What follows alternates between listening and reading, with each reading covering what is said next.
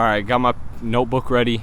A couple weeks ago, I was driving down the highway when I see a cop car speeding straight towards me. And as it's coming closer, like right about to hit me, it turns on its lights. So I immediately try to switch lanes to get out of its way when it switches lanes with me. So then I do it again. I switch lanes again to try to get out of its way again, and it switches lanes again. And that's when I realized this cop is going for me. So I pulled over at the side of the highway. I rolled down my windows, ready to meet the cop, see what's up, what did I do wrong.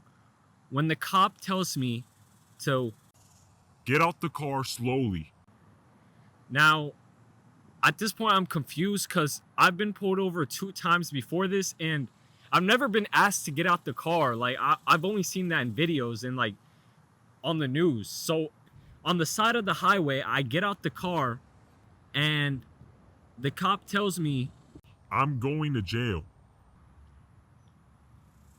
He then starts listing a couple of trafficking violations that I may or may not have done, and says since they're more than 3, they amount to criminal driving or reckless driving or whatever, which is a criminal charge, and like that's an arrest charge. Like you cannot just give a ticket if they got more than 4 violations. You have to go to jail. He told me that he will be right back as he's gonna go run my license in his car. So I'm sitting there in the highway after just being told that I'm going to jail. And after a good 10-15 minutes of just standing there on the highway, he finally comes back and hands me this paper as a ticket. He said that he'll excuse me for one of the charges that I've done, which was the speeding charge. And since he won't count speeding, it will no longer be a criminal offense. So instead of going to jail that day, I ended up with 3 tickets and a court date. We got changing lane when unsafe, failure to signal lane change, and following car too closely. When I got the letter in the mail, it said that each ticket would be an estimate of $200, charging me at a total price of $600.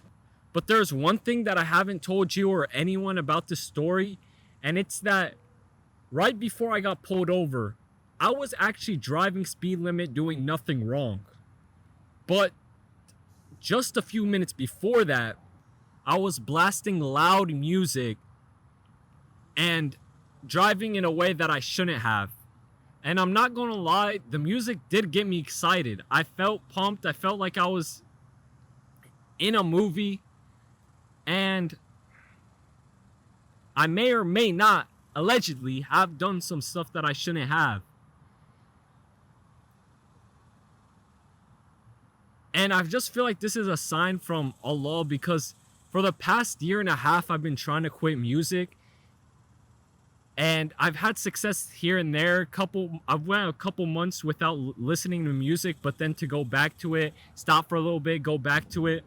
And I just feel like this is just another reason to show me why music is dangerous and why you should avoid listening to it. Because it has influence over your mood and emotions. It made me feel in a way that I wouldn't have felt if I wasn't listening to music, or if I was listening to Quran, or if I wasn't listening to anything at all. So I feel like music has power over you and has the ability to really program you. I mean, if you listen to songs without the music and just the lyrics, it wouldn't be as enjoyable.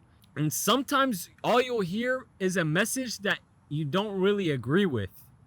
Without you noticing, these lyrics, alongside with a very catchy tone of music, could have you thinking and acting in ways you haven't acted before, and acting in ways that isn't usually like you.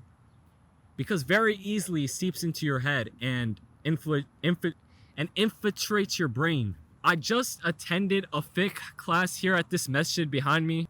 One of the students brought up a question about music. The teacher said that all the madahib and all the schools of thoughts in Islam, the 4 major scholars, they've all agreed that musical instruments is haram. And this is not a claim I'm making. This is just what purely what I've learned today.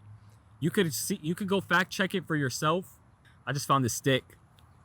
And there's also other like side hadiths where drums were allowed, which is why some nasheeds use drums in their songs. And Allah knows what's best, but that's just really what I learned today. It reminded me back of how I'm trying to quit music and how I have to now pay over $600 purely because I listen to music and let it affect me. Even without those evidence and hadiths, you would still never blast like K-pop or Taylor Swift or any kind of music inside the masjid, which is how you know it's wrong, because it's like in your fitrah that you feel like this isn't the right thing to do. Like regardless of what type of music it is, you would never just play music loudly at a masjid. It just seems disrespectful. It seems wrong. So I have my court date on October 11th, 2024. So make dua for me that my case gets dismissed so I don't have to pay anything. And also make dua that I successfully stop listening to music. I mean, whether or not you believe it's haram, it's just something that I think will improve my iman and improve my faith. So I'm going to continue working on it. So may Allah get my case dismissed, and may Allah help me stop listening to music. Even if you're watching this past my court date, like watching this in the future, like a couple years down the line, like your dua could still affect what's happening in the past, if that makes sense. And I'm not sure if this is actually true or anything, so I just kind of thought of this on my own, but like Allah knows what's gonna happen in the future, Allah knows what's gonna happen in like the future in the past. So like He knows if someone's gonna make dua for you in the future, so He could help you in the past because of a future dua. You know what I mean? So if you make a dua afterwards, it could still impact the past. I just woke up someone sleeping in the masjid. I feel bad. Now there's no one left in here.